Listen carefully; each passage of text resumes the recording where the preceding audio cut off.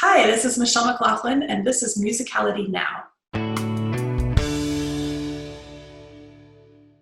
Hi, my name's Christopher. I'm the founder and director of Musical U, and welcome to Musicality Now. Today on the show, I'm talking with Michele McLaughlin, a contemporary solo pianist who has recorded 18 albums, roughly one each year, since starting to release her music in the year 2000. She is one of the most popular solo pianists on Spotify, and was recently interviewed in Rolling Stone magazine.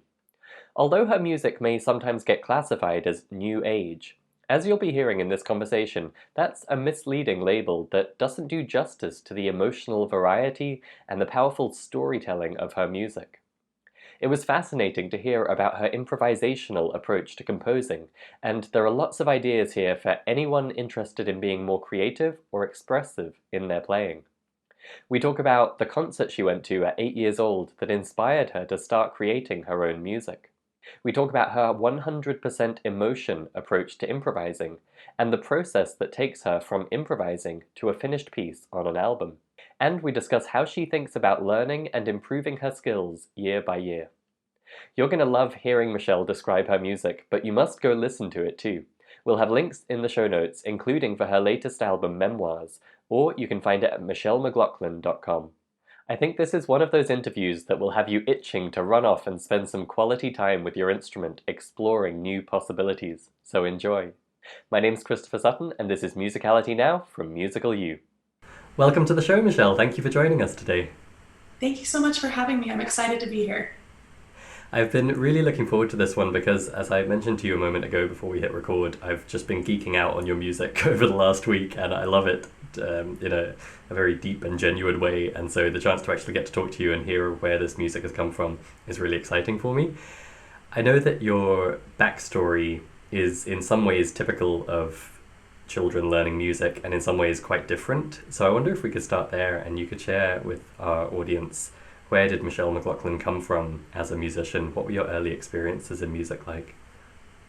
I started playing when I was like kindergarten, maybe 5 years old, and we would sing songs in kindergarten class. And I would come home and recreate those songs by playing them, on by ear on the piano. And then I would show off at show and tell every Friday, and I would play those songs back for the class. And then from there, I just music that I would listen to through television or movies that I watched, radio. I would just, learn how to play those melodies by ear. And I just was drawn to the piano. It was where I wanted to be.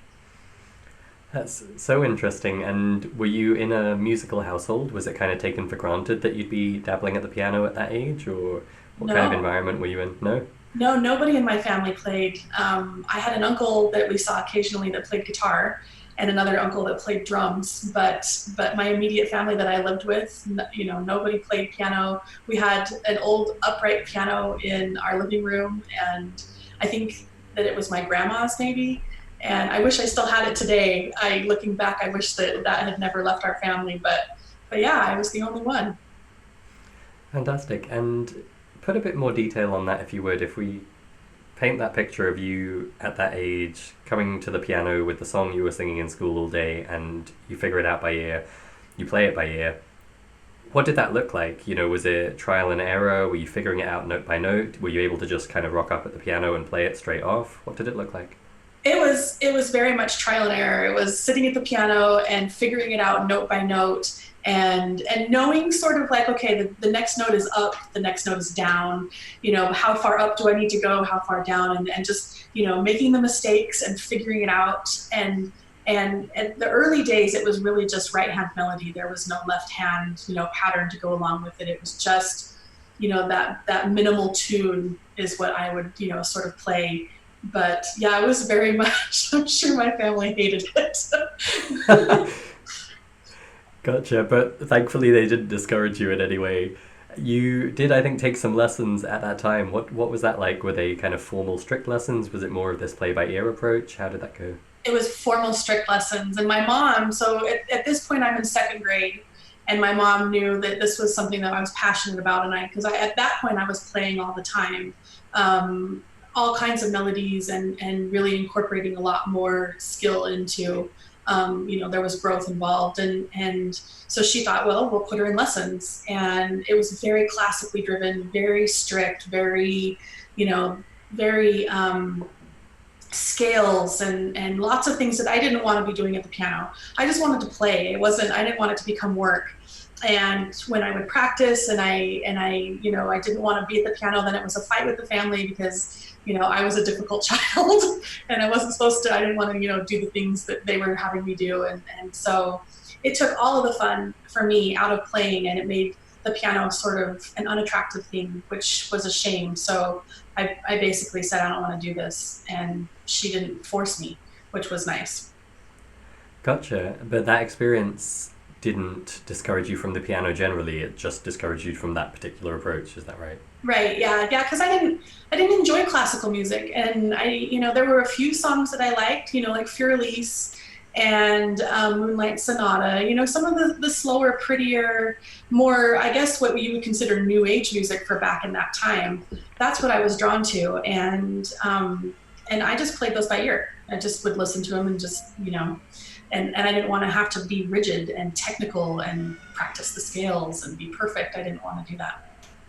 Yeah, it's interesting. The way you tell it, I can imagine that it was probably a bit frustrating for a child who was quite capable in one way of playing the piano to kind of have to go back to basics in presumably the sight reading and notation approach. You were probably being taught to play things much simpler than you were already playing by ear. Is that right?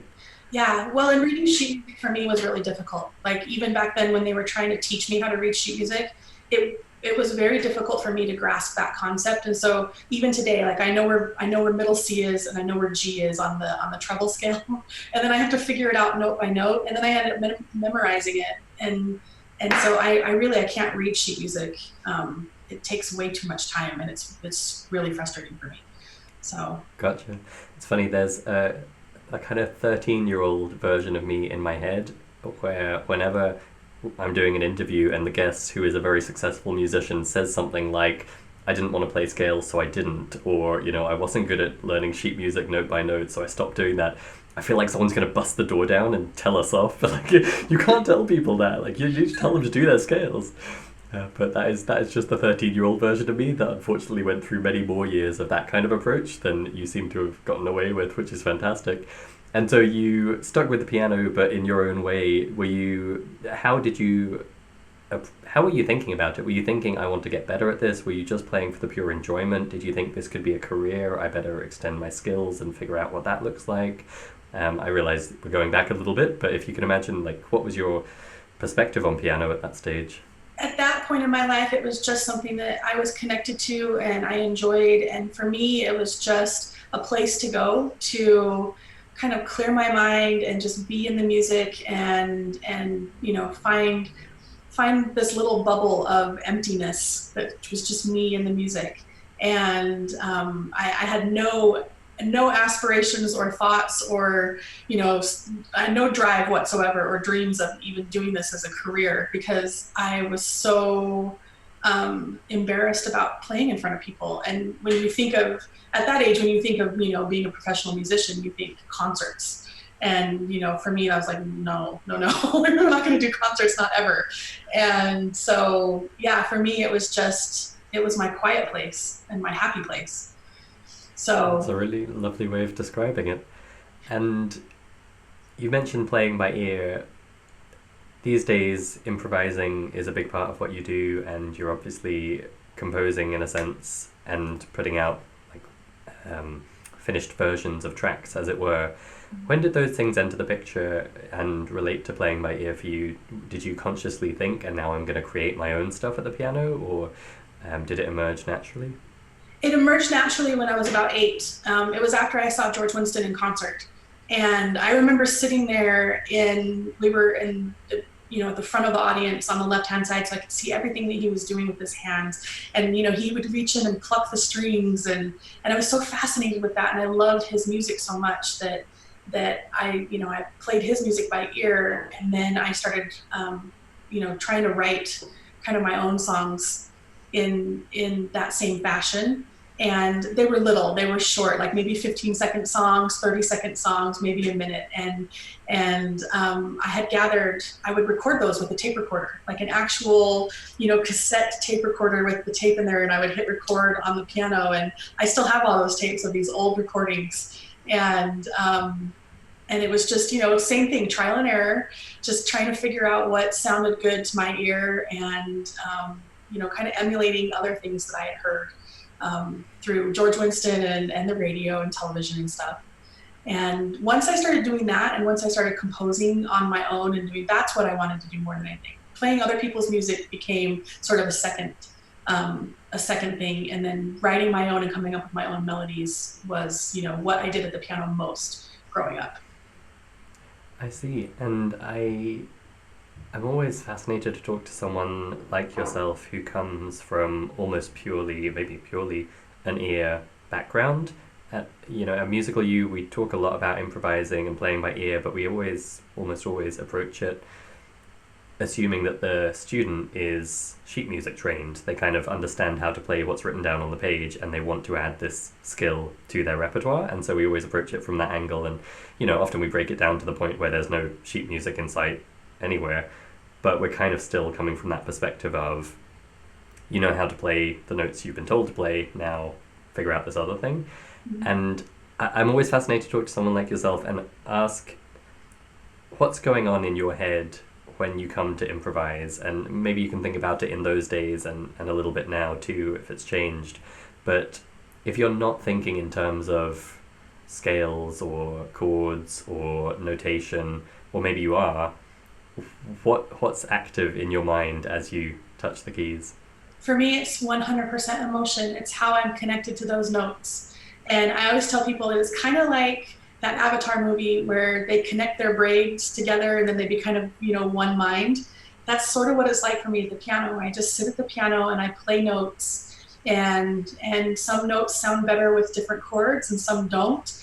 And, some things are really atonal and kind of off, and so not to go there. And I just kind of play around. And now in my career, I mean, I know my scales a lot more than I did back then, but it's just, for me, it's just what feels, more than anything, what feels right and what sounds good to my ear. Then, okay, this is a D major scale, and we're going to go from whatever this note is to here because that's the, the proper way to go. I don't even really understand it because I've never grasped the theory or the technicality behind the music, so my brain doesn't really understand it in that way. I see. That's so fascinating that emotion is at the heart. I've read it said of your music that is the most striking thing, that it is purely emotion and storytelling, and it's not all of this kind of clever wizardry in terms of theory or structures, or, what a lot of solo pianists maybe get pigeonholed into, particularly in jazz. Like, I'm thinking of jazz, if we're honest. But, that very kind of theoretical, analytical approach to deciding what notes to play. And I guess I want to ask the question that might be on the minds of people watching this or listening to this, which is there any kind of conscious knowledge or patterns or rules of thumb or anything to let you know, okay, now I want to make it, say, happier, or I want to introduce some tension, these are the notes I should play? Or is it all at a kind of instinctive, subconscious, kind of silent, wordless level? It's probably more along the instinctive subconscious, but like, I know that if I'm going to write something happy, and that's the thing, is I don't really sit down and try and write anything happy sometimes. Like, most of the time I just go to the piano and what happens happens. But if I do say, okay, I'm going to write a song and I want it to be happy, then I know that I probably should be in a major scale versus a minor scale, although you can write happy music in minor scales. But and I try to tend to be more light and fluffy and jumpy and dancey on the keyboard versus, kind of slow and paced and, given that just kind of anticipation and the patience in between the notes, that to me is more sad music or more pensive or thoughtful music. So happy is more dancing. And so I'm basing off of how it feels again. when I write something with that mood in mind. Gotcha. It's really striking how many adjectives you have at your fingertips there for describing the way you play.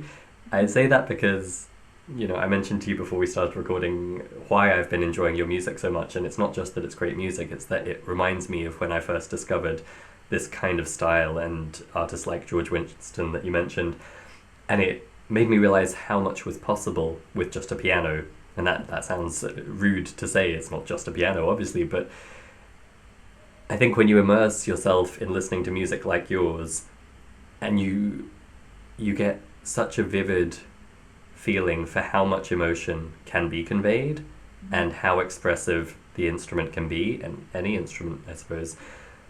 But it almost makes me laugh because then you come back to, say, mainstream music and you hear a pop song and it's just so heavy-handed, there's no subtlety to it. The singer is literally telling you what the song is about. And when you realize how much depth and complexity in terms of sophistication and how much variety of emotion is possible with just the pure music of a piano, it's really a wonderful thing.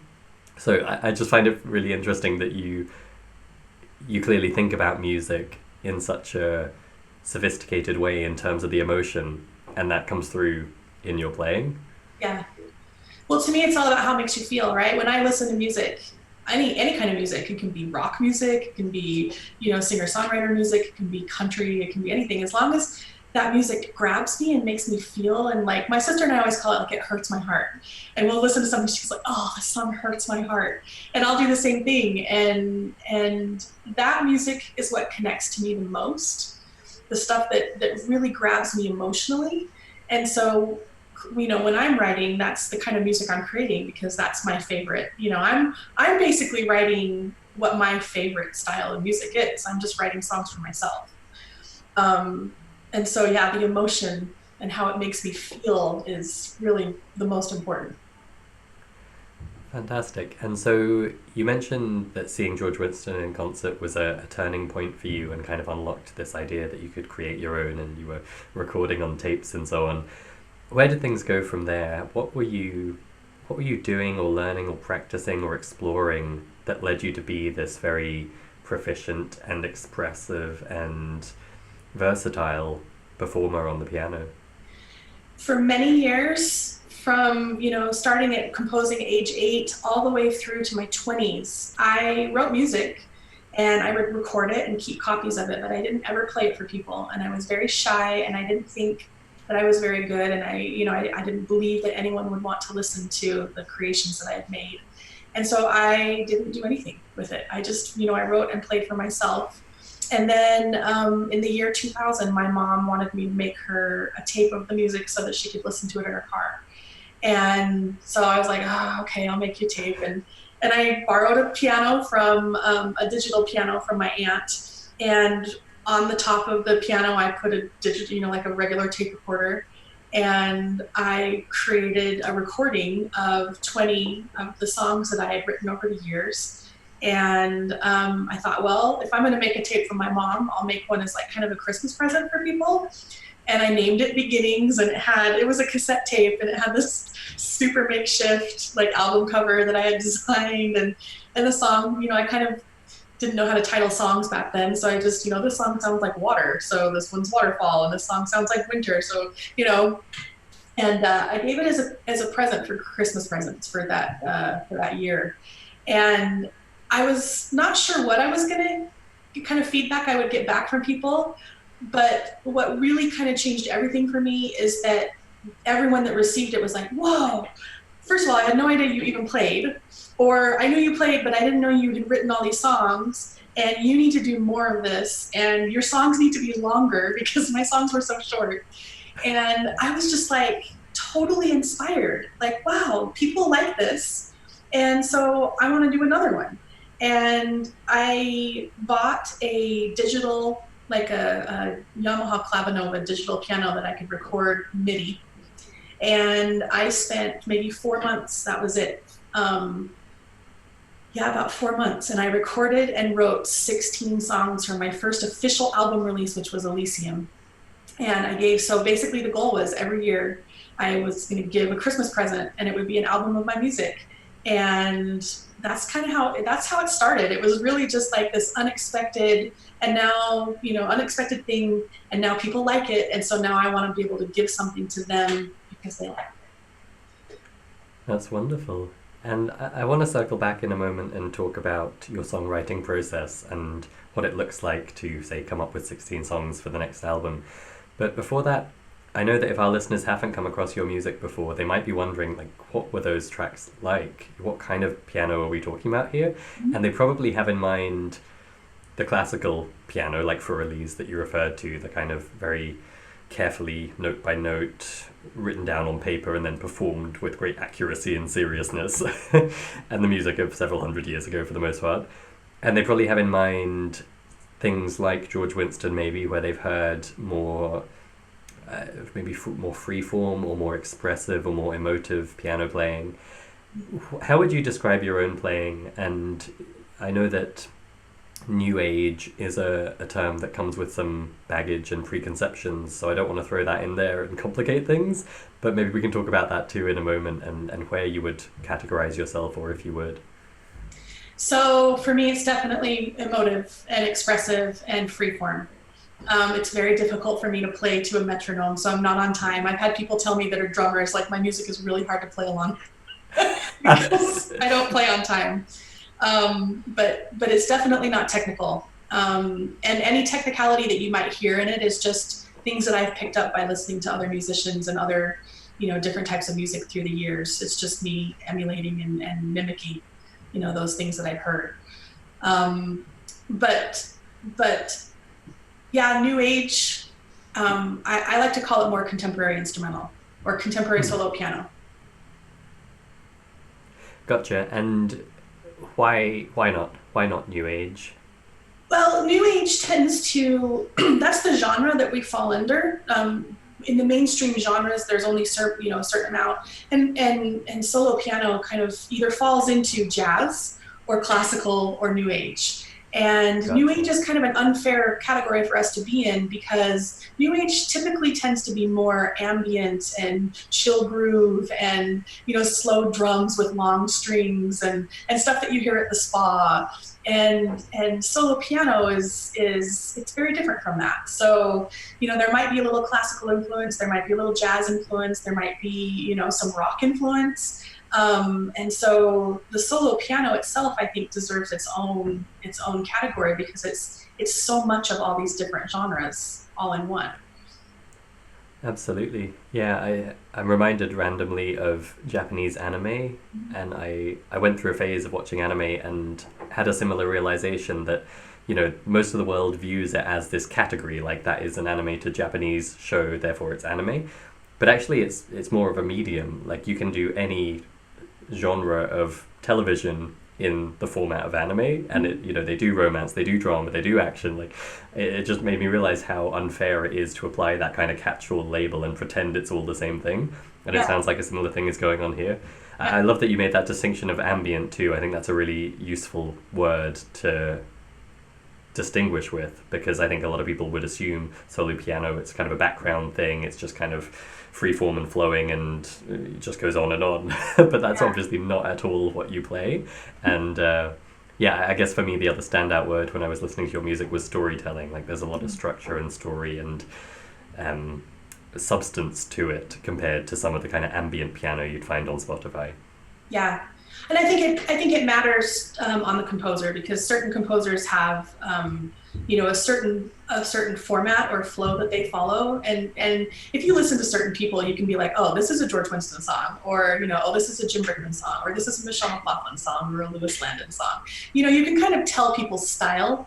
But for me particularly, like, I have a very specific, if you listen to my music, I've got, kind of like, there's a theme, and then I kind of repeat that theme maybe an octave higher or lower or something, and I might add something in between there, but I have this theme that I kind of follow, and then I kind of break away for a little bit to something that's different but similar, and then it's sort of like a tie together, and then I go back to that theme.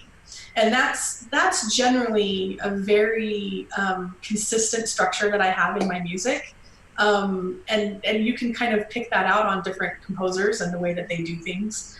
if you're coming from this improvisational mode and sitting down and playing what you feel, how do you get from there to a finished album of 16 songs? How do you think about the difference between improvising and composing, or when it's time to take like the seed of an idea and say, now this is what this song is? For me, it's instantaneous. So if I'm at the piano improvising and something catches my ear and I'm like, oh, this is awesome, then that's what I will focus on. I'll take that theme or that melody or that line that I've discovered right there, and I will start to work on it consistently and repetitively until it becomes, under my fingers and in my brain. And then I'll work on that and do that. Some, with that structure, it's like I've got my theme, I've got my idea now, and then I'll kind of work with that back and forth on the keyboard wherever I'm going to go with it. And then the part that I usually struggle the most with is that segue away, where I'm kind of going to go in a different way for a little while and then come back to that main theme. That is, for me, the weakest link in the writing process. It's the hardest for me to grasp. It's the hardest for me to bring it back in. But the bare bones of it happens pretty instantaneously. I hear it, I feel it, I'm excited about it, and that's what I work on. Wonderful. I love the way you talk about that. It sounds like a really fascinating exploration that you go on. You kind of see what's possible with this starting idea and then kind of rein it in and give it more definition. Mm-hmm. I wonder, are there other, you mentioned there that a theme and then an exploration of something different and then coming back to the theme is kind of a mental model you have for how you would structure things. Are there any other kind of ideas or approaches that you use or that you could, say, characterize other solo piano players that you admire? Any other kind of, I don't know, tells or characteristics that you'd pick up on? In particular, I'm going to answer that with Chad Lawson and Ludovico Enuadi. I think that's how you say his last name, Enuadi. I've said it wrong many times. Anyway, those two pianists, they're so spacious and there's so much silence between the notes, but it's not just silence, it's emotion, it's anticipation, it's beauty. And I really admire the stillness and the patience in between the notes when they're writing. So when you listen to their music, there's a lot of subtle just breath in between the notes. And I admire that. It's really hard for me to play that way because that's not I tend to be a lot more heavy-handed and all over the keyboard. And, I really admire the pianists that can, bring in that space. So one advantage, as it were, of the kind of book-based learning approach is that there's a very clear path ahead of you. If you say, I want to get good at piano, there's umpteen method books that are going to promise to lead you step by step towards that level of mastery. You are obviously outside that way of thinking about learning piano. Has there been any kind of guiding principle or ways you've gone about approaching that of, how will I be better next year than I was this year? At any point in your journey, how do you think about improving when your skill set is not handed down to you from on high? Well, this is a struggle that I go with every single time I release music. I'll release an album or a single and I'll think, how am I going to top this? How am I going to do better than this? And sometimes I have to take that thought out of my head because it's not about being better. It's about just evolving and growing. And so if I have an idea in my mind or I have something at the piano where I really kind of struggle to, maybe stretch or play fast, like my left hand patterns tend to be very similar. And so I say to myself, I'd really like to strengthen my left hand capability, or I'd really like to be able to strengthen my right hand ability to run up and down a piano. So what I do is I will try and write something that kind of pushes me outside of my comfort zone and stretch me outside of that box so that I can, gradually and slowly try new ideas and techniques and concepts. And then I just practice and practice and practice and kind of put myself into, rather than, reading a book that says, okay, you're going to practice these skills and you're going to do it at this pace and this tempo, like I do it in a more like I'm forcing myself to learn something new, but on my own terms, sort of a thing. And is there any kind of input to that process in terms of listening or studying, or is there anything you're taking to that practice, as it were, apart from the kind of exploration you've talked about? Or is it purely, I'm going to explore, but I'm going to do it having in mind that I want to be more creative with my left hand patterns, for example? Yeah, it's more of a like this is my goal. I set these goals for myself, and so every time I'm at the piano and I do my improvisation time, where I'm just sort of messing around with ideas, that's when I practice those, and I see what I can do, and sometimes it's frustrating, and sometimes I don't have the ability that I want to have, and sometimes I'll walk away from it for a while because it turns me off, and then I'll come back to it. And so it's very much let's see what can happen today sort of a thing. And sometimes it takes years. Sometimes, I have a song that is in my head that I want to write, and I know what I want to do with it, and my hand will not. And so for years, I've been practicing this one particular composition idea, and someday I'll Yeah. get there. Cool. I want to pick up on something you said there, which is you sit down and say, let's see what happens today. If you're not learning from books or you're not following a syllabus, and if you're not, I don't know, if you're not feeling obliged to do things in a certain way, do you sometimes sit down and nothing comes?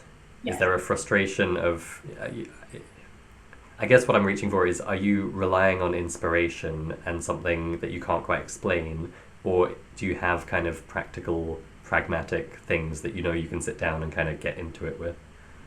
Well, I can always write. So I started this Monday morning improv series on YouTube a couple years ago, where I force myself to sit at the piano every Monday morning, and I record first try, first take, whatever comes up. And I did that to kind of force myself to compose an entire song in the moment without really thinking about it. I did it also to strengthen my ability outside of my comfort zone, because sometimes I'll try and write a piece in a key that I'm not, proficient at, or that I'm not comfortable with, or I'll start off a piece in a very energetic way, so that I'm really having to do something fast. Um, but I can do that at any time. I can sit at the piano and just make something up, a song, anytime. But what happens in the middle part is when it really grabs me emotionally, that's when it becomes a piece that I'm going to release. Something that speaks to me internally and really makes me feel. Those are the ones that become pieces that are singles and pieces that are on the album. The rest of everything just kind of, is, I have them recorded, but they don't really speak to me. And it's funny because my boyfriend will sit, on the couch while I'm playing, and he'll be like, "Oh, that was awesome." And sometimes I don't even record him. He's like, did you record that?" And I'm like, "No, it's gone." Because it's gone, forever. And he'll get really frustrated. He's like, "Oh, that was such a good piece, but for me, it didn't speak to me. So it's not something that will ever be again." You know what I mean? Yeah, and one thing I love about your music is there's always a story behind each song, and you share them sometimes in the liner notes so that the listener can understand and appreciate where you're coming from with the emotion, with the storytelling. And I wanted to ask, like, do you sit down with that story in mind and say, I'm going to play this part of me? Or do you find your way there through improvisation and be like, oh, that's what I was expressing? It's almost always after the fact. So very rarely do I sit down at the piano and say, "Okay, this song is going to be about this idea or concept." It's always just I write, and then as I'm gonna, either release it as a single, I listen to it and think, "Okay, what is this telling me? Where did this come from? What was I thinking about? Where did the emotion come from?" And then I'll put together that theme for the song. Same thing with releasing albums. It's just kind of all comes together later. Titling songs is the hardest thing ever. And coming up with that concept. But normally I can listen to a piece that I write and I can say, "Okay, this song is pensive, and it's thought provoking, and it's melancholy, and it's got all these attributes to it." And so I'll kind of draw from those attributes and say, "Okay, this song, like my song Alone on the new album, this song is about loneliness. This song is what it feels to me to be utterly lonely and kind of just really wishing you had somebody to share your life with. And so once that seed plants in my brain, I'm like, yes, that is what this song is about. And and so then I released music based off of that idea and theme. I see. And maybe you could share a few more examples from the new album, Memoize, if you wouldn't mind, of kind of what the piece sounds like and the story behind it. Yeah.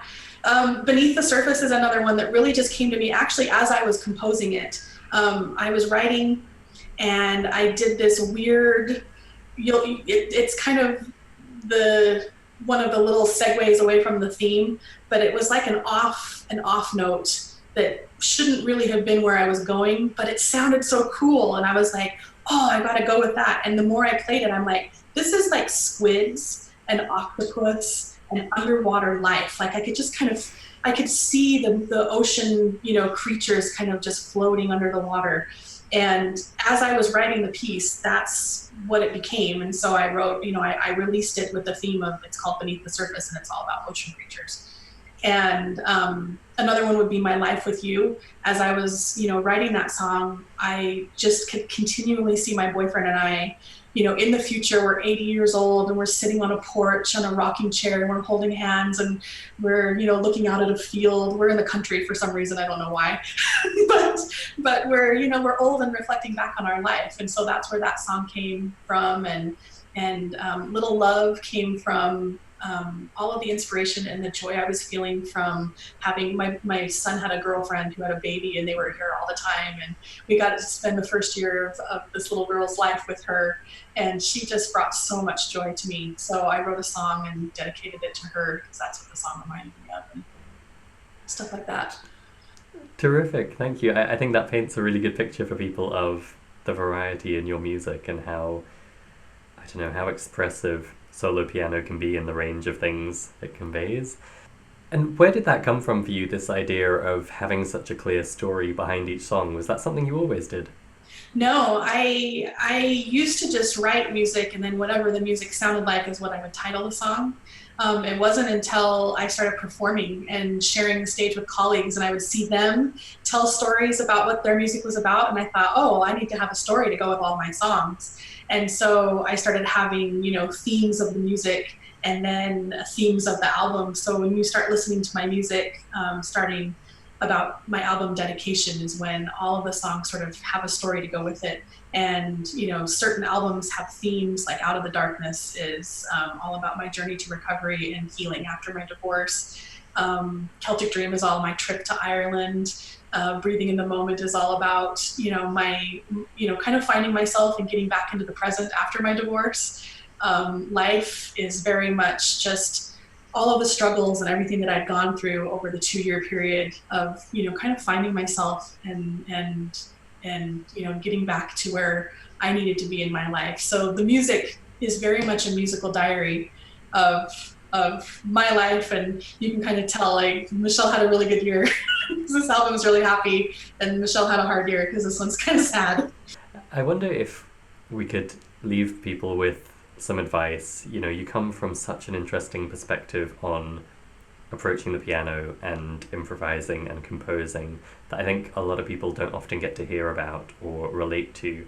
And I wonder if there's any advice or guidance or insights you might share with people if they want to explore this direction themselves. Maybe we can assume they're coming from that strict note reading approach and they love the idea of improvising or expressing emotion and they're not quite sure how to find their way there. Would you have any advice for them? The main thing I would say is never ever give up and don't be afraid. Don't be afraid to follow the path. And you're never too old, you're never too inexperienced, all of these false beliefs that we put into our minds about I'm not good enough or I'm not strong enough or I'm too old and I should have started years ago, or that let those go. Just sit at the instrument and play around with ideas, play around with how it feels, play around with how it speaks to you, and then just practice. Practice it takes an extraordinary amount of patience and just continually trying and trying and trying, and the more you do it, the better it will, the better you'll get.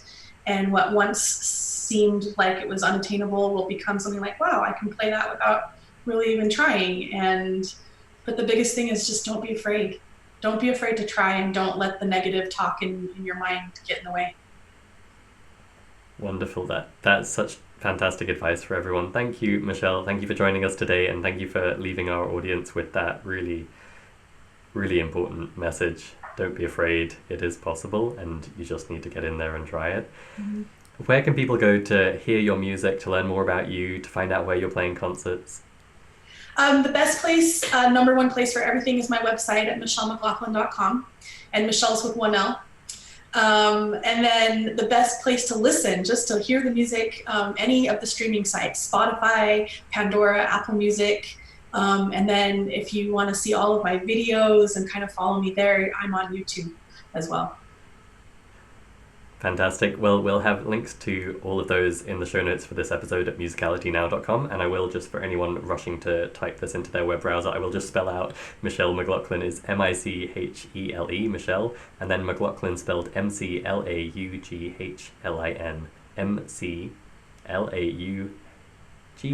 McLaughlin. Not like Sarah McLaughlin, different spelling, different person. So michelemclaughlin.com is the place to go. I highly recommend listening to some of Michele's music and listening with that question of how is she bringing this emotion and storytelling, because I think there's so much there for all of us to learn. Thank you again, Michele. You're very welcome. Thank you so much for having me. It was nice to chat with you today. Oh, hey, one more thing. If you enjoyed this video, please take a second to like it on YouTube, and if you haven't already, please also subscribe to our channel there.